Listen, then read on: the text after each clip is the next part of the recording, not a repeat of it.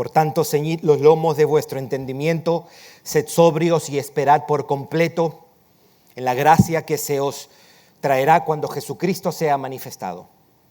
Como hijos obedientes, no os conforméis a los deseos que antes tenías estando en vuestra ignorancia, sino como aquel que os llamó es santo, sed también vosotros santos en toda vuestra manera de vivir. Porque escrito está, sed santos porque yo soy santo. Y si invocáis por Padre aquel que sin acepción de personas juzga según la obra de cada uno, conducíos en temor todo el tiempo de vuestra peregrinación, sabiendo que fuiste rescatados de vuestra vana manera de vivir, la cual recibisteis de vuestros padres, no con cosas corruptibles como oro o plata, sino con la sangre preciosa de Cristo, como de un cordero sin mancha y sin contaminación, ya destinado desde antes de la fundación del mundo, pero manifestado en los postreros tiempos por amor de vosotros y mediante el cual creéis en Dios, quien le resucitó de los muertos y le ha dado gloria para que vuestra fe y esperanza sean en Dios.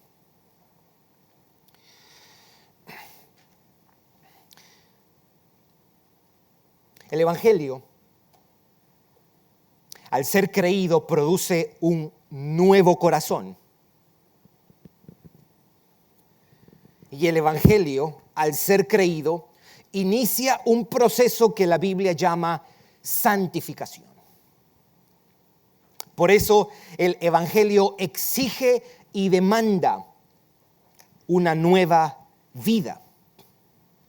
Una vida de obediencia, una vida de justicia, una vida de piedad. Por ejemplo, en Efesios capítulo 2, tenemos que somos salvos por gracia sin buenas obras. Pero cuando somos salvos, somos llamados a expresar esa salvación por medio de buenas obras. En Romanos, por ejemplo, tenemos que somos salvos por gracia y no por nuestra obediencia. Pero cuando somos salvos, somos llamados a demostrar esa salvación por medio de la obediencia y la justicia, como dice Romanos 6. Las buenas obras, la obediencia, la justicia y santidad son los frutos de la realidad de nuestra salvación. Son la evidencia de que somos salvos. En el corazón de este pasaje tenemos el llamado de vivir en santidad. Si usted prestó atención, el versículo 14 nos dice: como hijos obedientes, no os conforméis a los deseos que antes tenías estando en vuestra ignorancia, sino como aquel que os llamó es santo, sed también vosotros santos en toda vuestra manera de vivir. ¿Qué significa vivir en santidad? Si nos está llamando ser santos, ¿a qué se refiere Pedro? ¿Qué significa ser santos? Podemos dar una definición desde este pasaje, sin ignorar que cuando Pedro dice, sed santos, él dice como está escrito. ¿A qué se refiere eso? Él se refiere a Levíticos 19. En Levíticos 19 empieza diciendo, sed santos como Dios es santo. Y los versos siguientes comienza a decir, no mintáis, no robáis y demás.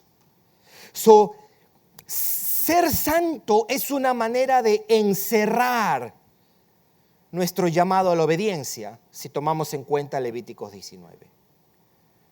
Sean santos, le dice, es decir, vivan en obediencia a los mandatos de Dios. Pero si nosotros tomamos en cuenta este pasaje en particular, encontramos una respuesta un poquito más amplia. ¿Qué es ser santo o qué es vivir en santidad? es, de acuerdo al versículo 16, un llamado a reflejar la santidad de Dios en nuestro carácter y conducta. Básicamente pudiéramos decir eso. No es lo único que pudiéramos decir, pero para empezar deberíamos decir, porque el versículo 16, note lo que él dice, porque escrito está, sed santos porque yo soy santo. Eso es, ¿qué es ser santo? Reflejar la santidad de Dios. ¿Y cómo se hace eso? El mismo pasaje nos da por lo menos dos cosas. ¿Cómo se hace eso? El versículo 14 nos diría, por medio de una constante disposición a no conformarnos y a mortificar nuestras pasiones pecaminosas. Note lo que dice el versículo 16, más bien 14. Como hijos obedientes, no os conforméis. No os conforméis. ¿A qué? A los deseos que antes tenías estando en vuestra ignorancia. Entonces, ¿cómo reflejamos la santidad de Dios? Por medio de una constante disposición a morir a nuestros deseos pecaminosos. Todo esto de no se conformen es una manera negativa de expresar el mandato de ser santos. Sean santos, y esto lo hacen por medio de resistir sus deseos pecaminosos. No tomen la forma de sus pasiones. Y lo segundo es por medio de una actitud de temor y reverencia a Dios. ¿Por qué digo eso? Porque note el versículo 17. Y si invocáis por Padre a aquel que sin acepción de personas juzga según la obra de cada uno, conducíos en temor. Conducíos en temor. ¿Cómo caminamos en santidad? Por medio de una actitud que se caracteriza por el respeto a Dios, la reverencia a Dios. Así que podemos decir legítimamente, para Pedro, vivir en santidad o ser santos es vivir de tal manera que reflejamos a Dios en nuestro carácter y en nuestra conducta. Es conformarnos en carácter y en vida a la santidad de Dios. Para empezar, Él va a añadir algunas cosas más, lo decimos después. Dos razones para este llamado de santidad. No son las únicas, pero en este pasaje hay dos razones por qué debemos caminar en santidad. Dos verdades que fundamentan el llamado a ser santos, o dos realidades que se constituyen el fundamento para crecer y caminar en santidad. Eso es lo que voy a mencionar, esas dos razones. Después voy a hacer 3 observaciones al pasaje y al final unas palabras de aplicación. De eso va a tratar el mensaje. Seré breve, no vamos a entrar en muchísimo detalle de este glorioso pasaje de Primera de Pedro, que de paso fue el primer libro de la Biblia que estudiamos de principio a fin en día de adoración. Los que estaban en ese tiempo, si mal no recuerdo, 2014, y empezamos a estudiar un libro entero de la Biblia y fue Primera de Pedro. ¿Por qué somos llamados? ¿O cuáles son las verdades, las realidades que sostienen nuestro andar o nuestro llamado a santidad? Número 1, no hay que ser un erudito bíblico para sacar esto.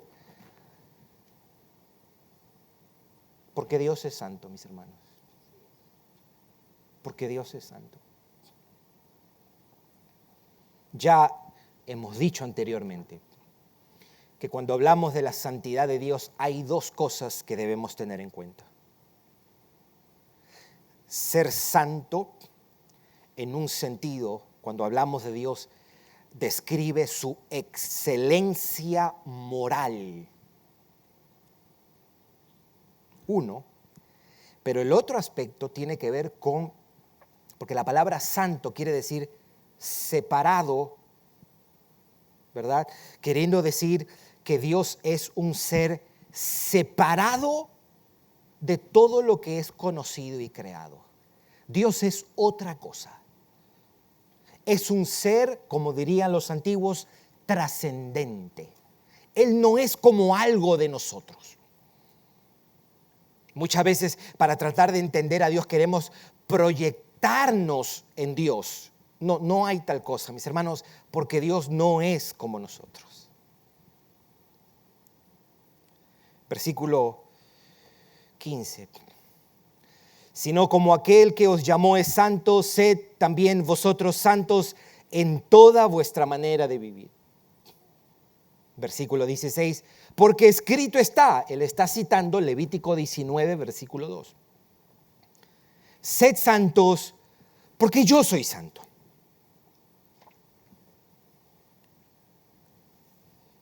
Aquí está el principal sustento para que el pueblo de Dios ande en santidad. El apóstol Pedro llama a los cristianos a la santidad y lo sustenta con la santidad de Dios. Esto no es algo menor, mis hermanos. Si digo seguir a Dios, entonces debo reflejar su santidad. Si Dios es mi Padre, debo reflejar las características, rasgos e inclinaciones de quien es mi Padre.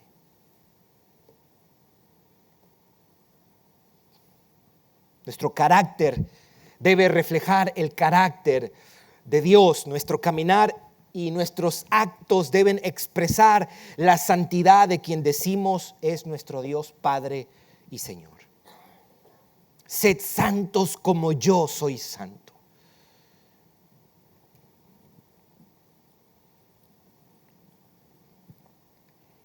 Por eso nos conformamos a Dios no solamente en acciones, sino también en esencia o en este sentido en ser como Dios. Reflejar sus atributos, reflejar sus perfecciones, entiéndase de una manera infinitamente limitada.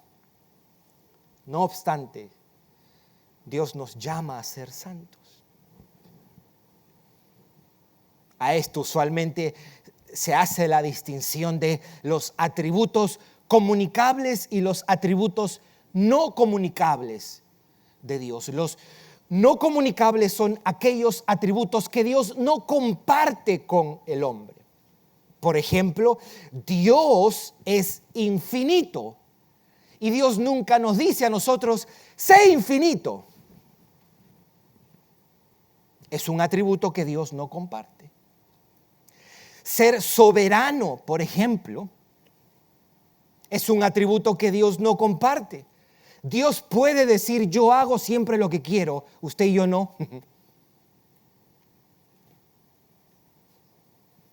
Pero aquí nosotros tenemos el atributo de la santidad de Dios y Dios llamándonos, sed santo como yo soy santo. Sed santo como yo soy santo. Para nosotros, esto de la santidad de Dios encierra nuestras costumbres, nuestras prioridades, nuestros anhelos, disposiciones, nuestro hablar, pero sobre todas las cosas, la clase de persona que nosotros somos. La clase de persona que nosotros somos. En estos días, mi esposa y yo estábamos cumpliendo aniversario y estábamos leyendo pasajes acerca del matrimonio.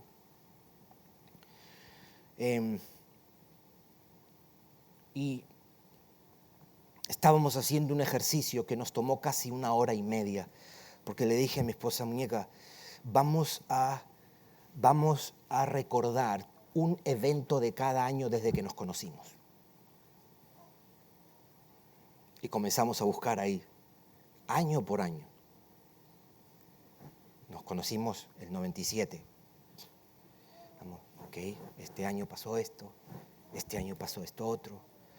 Hubieron años donde pasaron más de una cosa o evento importante, y no solamente las cosas buenas, también las malas recordamos.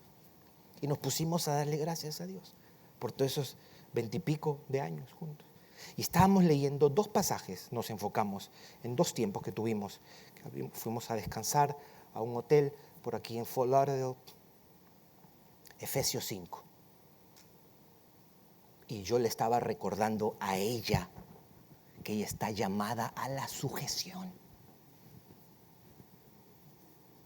Y le estaba recordando a ella que ella debe mostrar un espíritu afable y apacible, o tierno y sereno. Y me esmeré en hacerlo, mis hermanos. Pero después yo me estaba recordando delante de ella, yo estoy llamado a ser un protector para ti.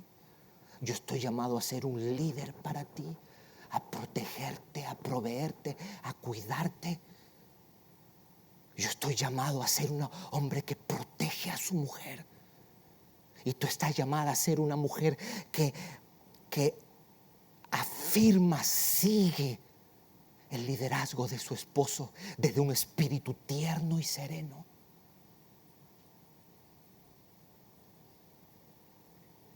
Y no solo nos estábamos recordando nuestros deberes. Yo le decía, muñeca, esto tiene que ver con la clase de persona que yo estoy llamado a ser y la clase de persona que tú estás llamada a ser. Así que esfuérzate, muñeca, le dije. Sed santos no tiene que ver con hacer cosas principalmente. Tiene que ver con qué clase de persona tú eres. ¿Qué clase de persona, qué clase de hombre tú eres?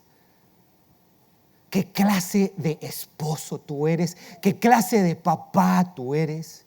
¿Qué clase de joven tú eres? ¿Qué clase de mujer tú eres? ¿Qué clase de esposa tú eres? ¿Qué clase de mamá tú eres? Sed santos como yo soy santo. 2, la segunda razón. ¿Por qué nos llama a ser santos? ¿Cuál es el fundamento? Y la respuesta sería por la gran redención y por el gran redentor que tenemos. ¿De dónde tomo esto? Versículos 18 al 21. Leamos versículos 18 al 21. Sabiendo, yo haría un círculo a esta palabra. Sabiendo. Esto asume que el cristiano sabe algo, sabe, entiende, está persuadido, es su convicción, sabe algo. ¿Qué es lo que sabe? Que fuisteis rescatados de vuestra vana manera de vivir, la cual recibisteis de vuestros padres, no con cosas corruptibles como oro o plata, sino con la sangre preciosa de Cristo, como de un cordero sin mancha y sin contaminación, ya destinado desde antes de la fundación del mundo, pero manifestado en los postreros tiempos por amor de vosotros, y mediante el cual creéis en Dios, quien le resucitó de los muertos y le ha dado gloria, para que vuestra fe y esperanza sean en Dios. Somos llamados a caminar en santidad porque tenemos una gran redención y un gran redentor, mis hermanos. Una gran redención por el gran precio que se pagó. ¿No dice? Fuimos rescatados no con cosas corruptibles como oro o plata, sino con la sangre preciosa de Cristo.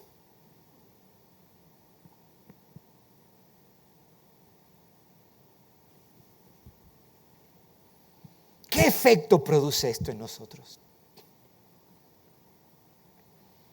¿Cómo llega esto a tu mente y corazón?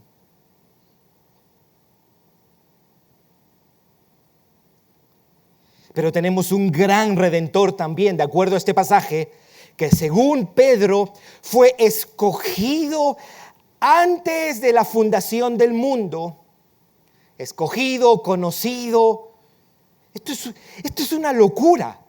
Está hablando de pórtense bien y Él se va a la eternidad.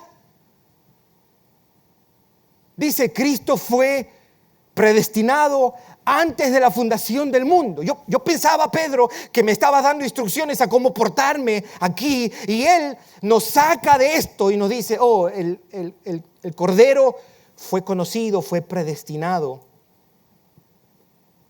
pero también se manifestó en estos tiempos. Pero no solamente eso, sino que no tenía mancha, hablando de su santidad y pureza. Pero también dice que derramó su sangre, su preciosa sangre. Y después este mismo pasaje dice que resucitó y que recibió gloria de Dios. Cristo fue ordenado en la eternidad para ser el Cordero que iba a morir. Fue manifestado en estos postreros tiempos por nosotros, derramó su sangre, fue resucitado por el Padre y recibió la gloria del Padre. Todo esto está en la mente de Pedro cuando piensa en la santidad de un creyente.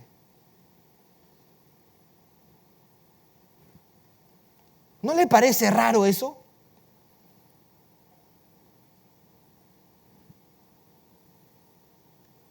Pero ahí está.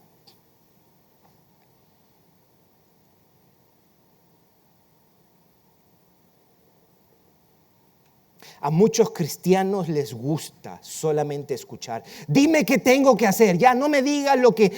No me des proposiciones. No, dime lo que tengo que hacer. Estás perdido. De eso no se trata el cristianismo. El cristianismo no se trata de cosas que tienes que hacer. El cristianismo se trata de algo que Dios hizo en la persona de Cristo para tu redención.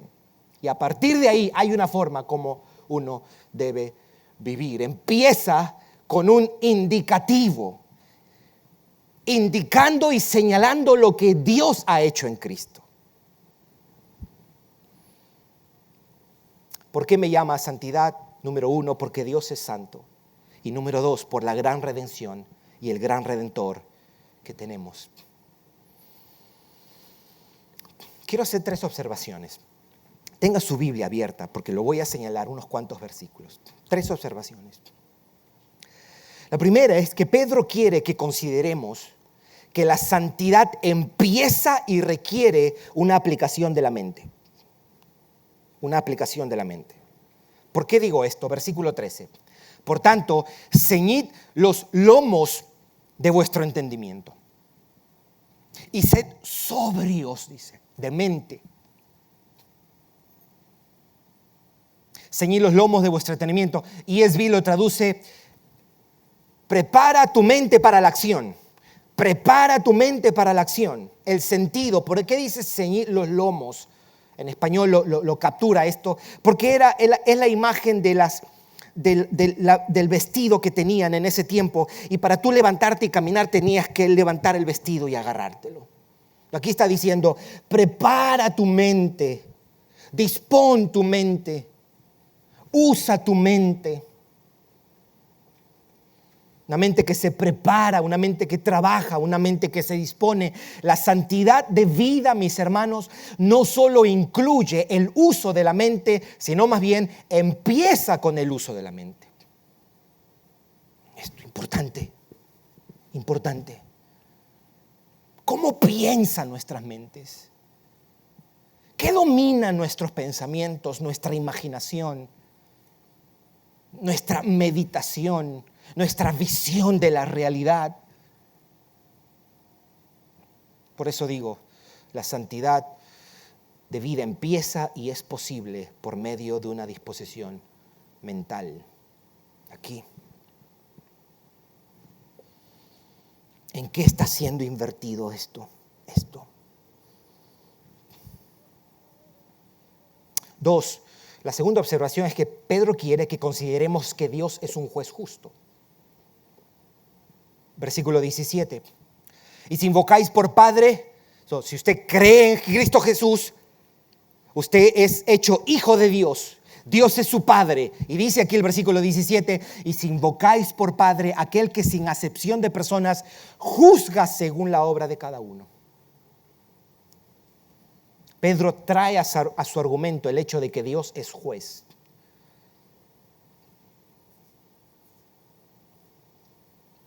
nos ayudaría muchísimo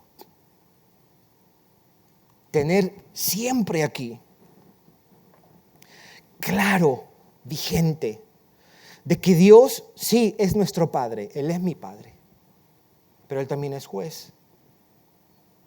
Y yo creo que serviría en muchas instancias como un freno antes de decir la próxima crítica, antes de dar rienda suelta a una emoción pecaminosa, a un deseo. Caminemos en temor a Dios, porque Él juzga a los hombres. Él es un juez. Es más, Jesús dijo que nosotros vamos a rendir cuentas de toda palabra que sale de nuestra boca.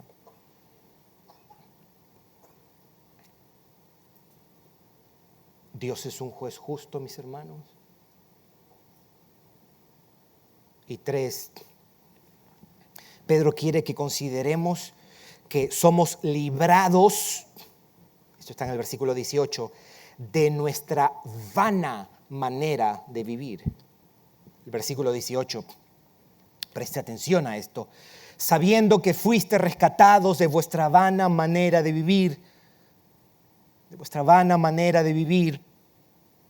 la cual recibiste de vuestros padres.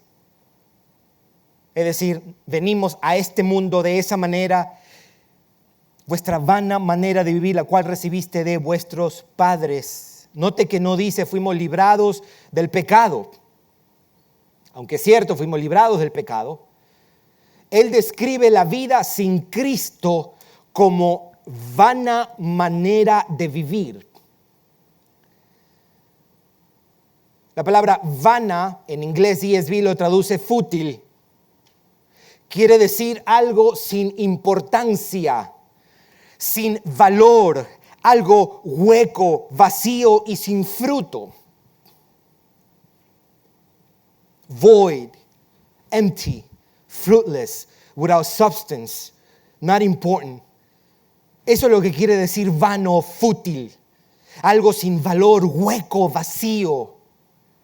Y aunque es cierto que la vida sin Cristo es una vida vana y fútil, y hemos sido librados de eso si estamos en Cristo, esta palabra debe resonar aquí en la mente. Porque la pregunta sería, ¿cuántas de las cosas que hacemos tiene la característica de vano, fútil, sin fruto, sin importancia y sin valor?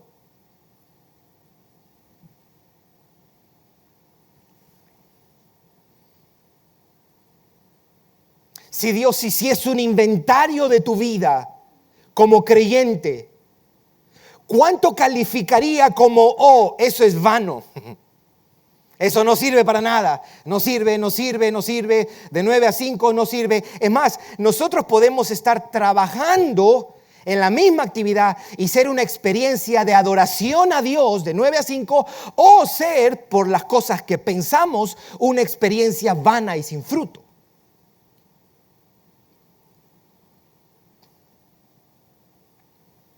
¿Cuántos de nuestros pensamientos pueden tener el adjetivo de vano? ¿Cuántos de nuestros pasatiempos pueden tener el adjetivo de vano? ¿Cuántos de nuestros entretenimientos?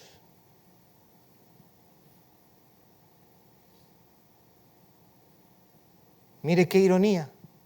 El Señor nos rescata de una manera vana, hueca. Y nosotros como cristianos volvemos a actividades vanas, conversaciones vanas, costumbres. Esas son las 3 observaciones que quería hacer antes de dar unas palabras de aplicación. ¿Cuál es el sentido de mencionar la redención o el gran redentor y la gran redención para el llamado a la santidad?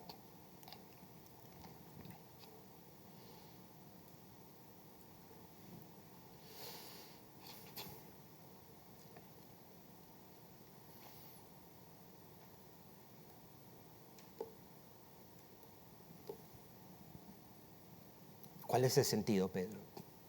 ¿Por qué, Pedro? ¿No pudiste haberte ahorrado los versículos 18 hasta el 21? Y nos dice, sé santo porque yo soy santo.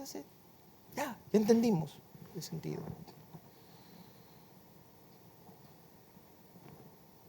Pero aquí está en la Biblia y hay que lidiar con eso. ¿Por qué está ahí? ¿Por qué toda esta cuestión de sabiendo que fuiste rescatados de vuestra vana manera de vivir, no con cosas corruptibles como oro o plata, sino con la sangre preciosa del Cordero de Cristo, de un Cordero sin mancha y sin contaminación, Cristo que fue predestinado antes de la fundación del mundo? ¿Para qué todo eso, Pedrito? ¿Cuál es el sentido? Y el sentido de todo esto, de hablar de la santidad de Dios y hablar de la redención en Cristo, es advertirnos que muchas cosas están en juego cuando no vivimos una vida de santidad.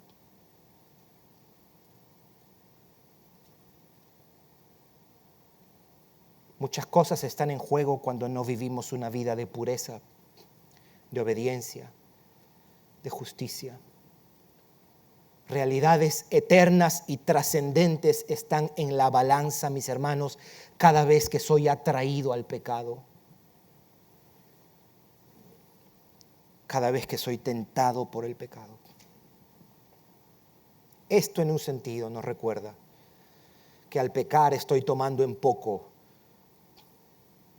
realidades supremas y gloriosas. Supremas y gloriosas. El cristiano persuadido de esto, cuando se pone delante de Dios y pide perdón, no justifica lo que ha hecho. No es que me llenaron la tapa. No es que Él sabe cuáles son los botones y Él me sacó de mis quicios. Él me provocó, ella me provocó. No es que tú no sabes cómo. Al pecar estoy tomando en poco las realidades supremas y gloriosas. 6, por lo menos 6 desde este pasaje. Número 1, estoy tomando en poco la santidad de Dios.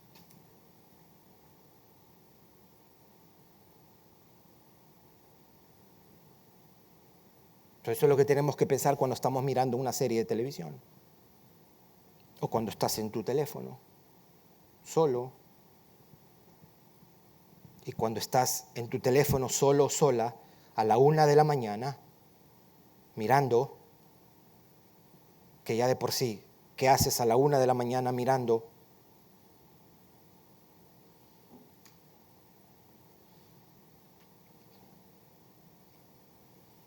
Estoy tomando o estoy menospreciando la redención que Dios planeó antes de la fundación del mundo. Mire qué estupidez. Dios pensando desde antes de la fundación del mundo y nosotros siendo reducidos a un bocado de pan cuando somos tentados a pecar. ¿Usted se está dando cuenta, mis hermanos? ¿Qué es lo que está haciendo Pedro? Pedro está haciendo... May I remind you, le está diciendo Pedro a los creyentes, debo recordarles que esto empezó desde antes de la fundación del mundo y tú estás cediendo en tu pecado. Pero también estoy ignorando a Cristo, que fue un cordero sin pecado. Estoy minimizando su sangre derramada, eso es la 4. Estoy tomando lo del pasaje aquí. La 5, estoy menospreciando la resurrección.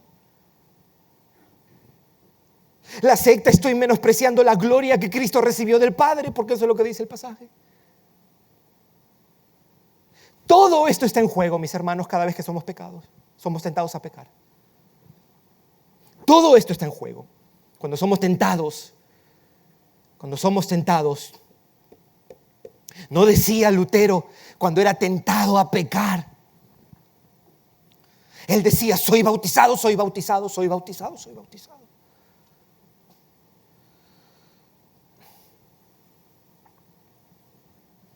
Hay una historia que dice que cuando Agustín, siendo un hombre tan promiscuo, acostándose con todas las mujeres que él podía, él vino a la fe a los 34 años de edad.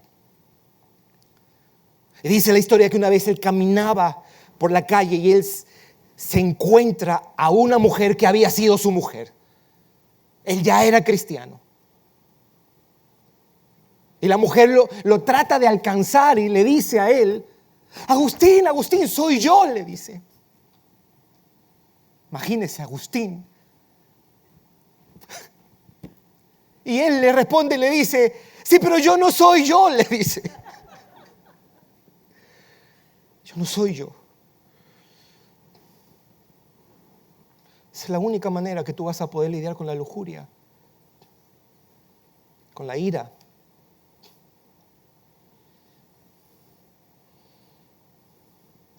Esto incluye los pecados de la boca, de pensamientos, sentimientos, deseos, actos, la ira, la crítica, el chisme, el enojo, la falta de perdón, la alabanza propia. Wow, me he dado cuenta que este pecado en nosotros los cristianos es tan prominente, la alabanza propia.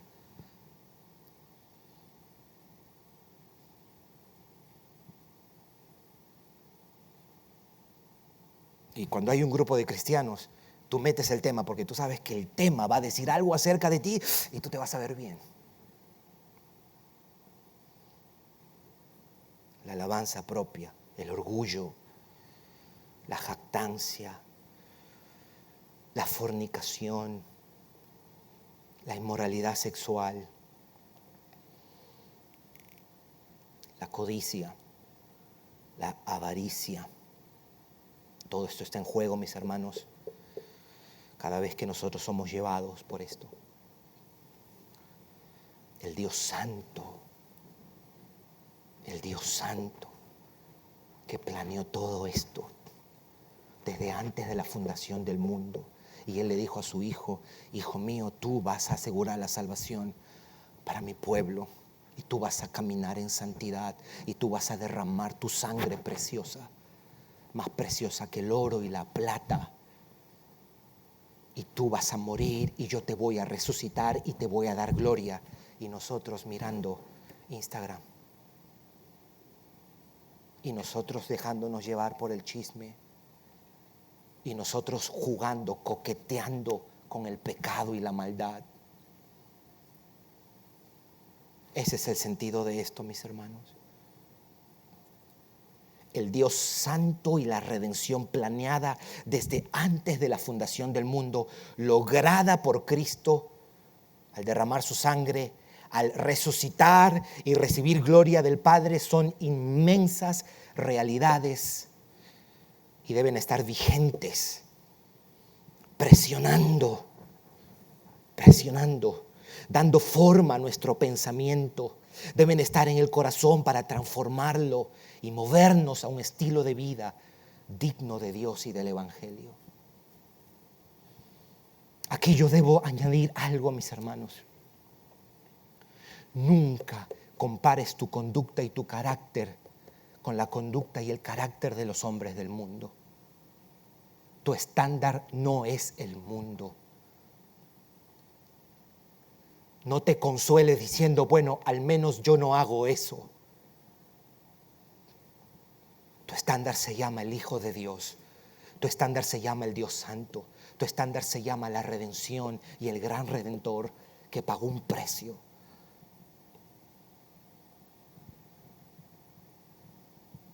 Por eso parte de un verdadero cristiano es lamentar, es llorar por su pecado,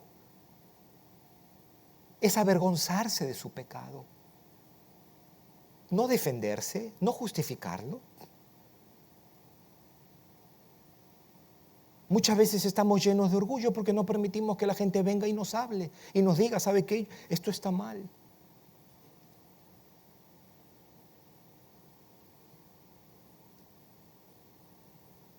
Nosotros no somos perfectos, mis hermanos, somos pecadores.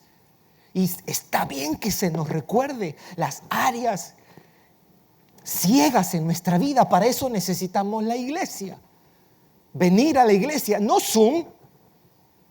En Zoom todos se ven bien. Aquí es donde miramos, de donde cojea ese hermano o esa hermana. Es aquí, es compartiendo con la comunidad, integrándonos, conociéndonos.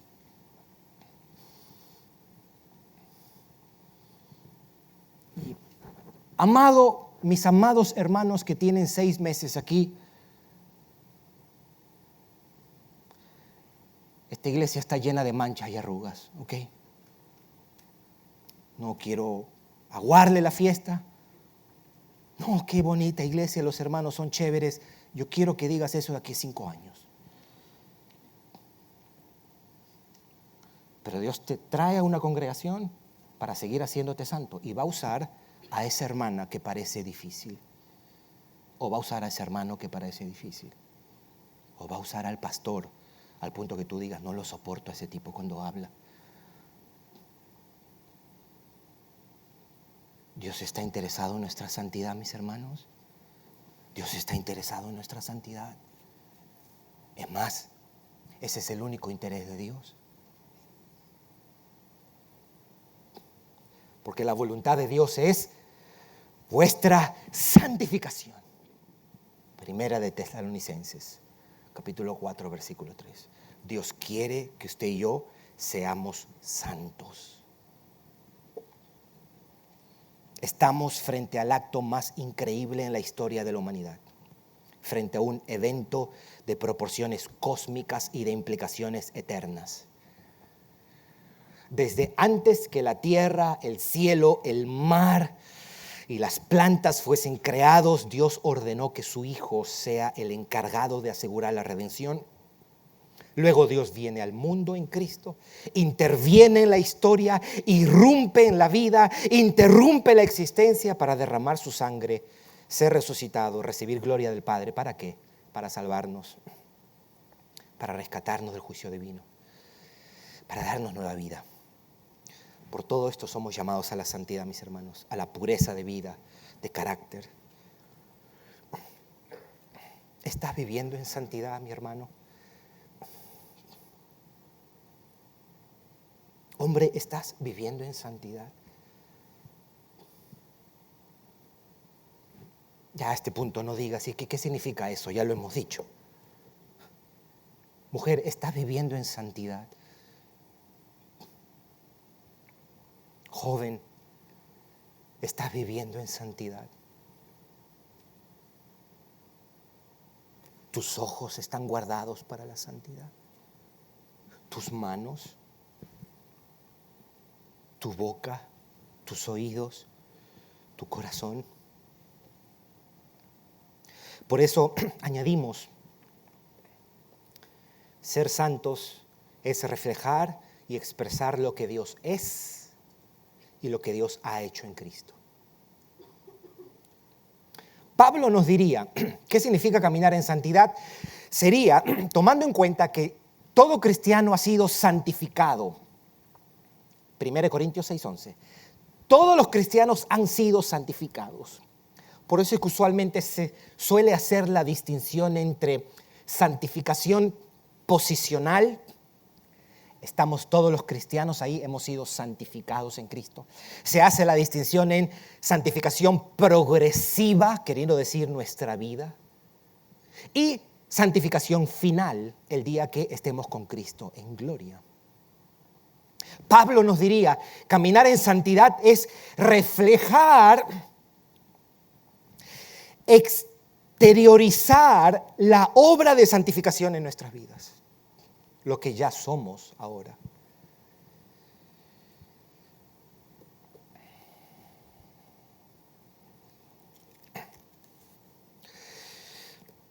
Entonces, 4 cosas. Necesitamos traer cada día la realidad de la redención a la mente y corazón. Porque si ese es el sustento, si el sustento para la santidad es el Dios santo y el Dios que me redime, si eso es lo que fundamenta, entonces necesito traer la realidad cada día de la redención aquí y aquí. Número 1, alabar a Dios y dar gracias por nuestra redención.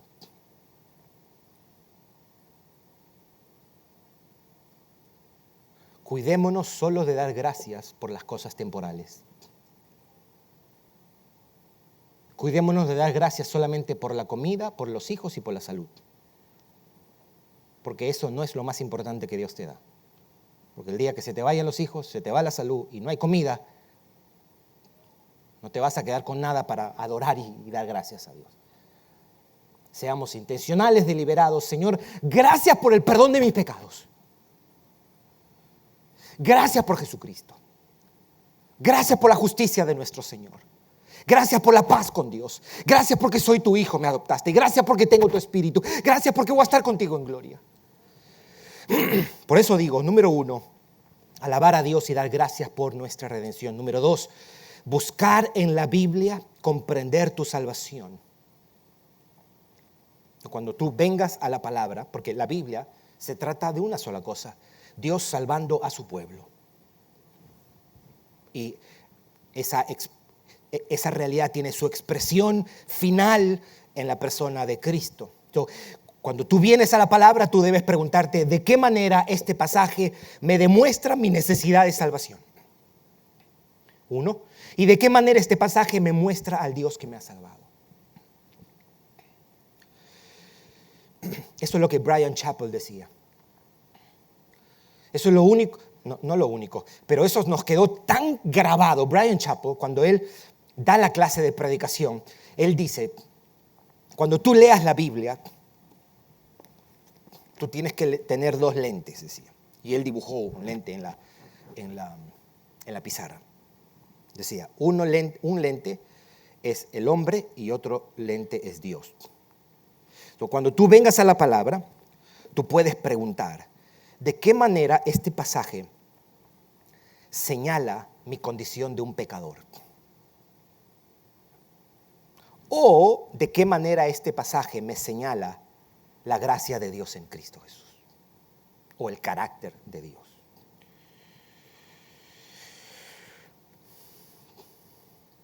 Número 1, dar gracias a Dios. Número 2, buscar en la Biblia, comprender tu salvación. Número 3, cantar con la boca, pero con la mente y con el corazón también, pensando y contemplando la gracia y la salvación.